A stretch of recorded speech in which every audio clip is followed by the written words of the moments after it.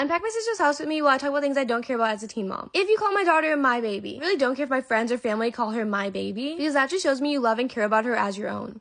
I've called all my nieces and nephew my baby my whole life. Like, those were my babies before I even had my own kid. I literally love them so much. I don't care if my daughter eats all of her food. I don't even eat all my food half the time. So why should I expect a kid to eat all their food? They'll stop eating when their belly's full. And if they're hungry later, they can eat again. I also don't care if my kid eats what I make. If they don't like what I'm making, they can try it and then I can make them something else. It's really not that big of a deal. I don't like a lot of things either. I don't care if she gets dirty in her expensive clothes. There's a stain remover for a reason and clothes are meant to be worn. Kids are only kids one time in their life. I also don't care about having a set bedtime. Some nights I go to bed at 10 p.m., some I go to bed at 2 a.m. My kid can choose their own bedtime, unless we have something we have to wake up early for. Crying. I do not care if my kid cries. I'm not going to tell them they're too old to be crying. I'm going to stop crying before I give them something to cry about. And I'm just going to teach her to suppress her emotions and not feel them. And I definitely don't want that. You're allowed to cry, you're allowed to be upset, that's just human emotions. I don't care if she respects all adults. She's going to respect people that respect her, and it is not disrespectful.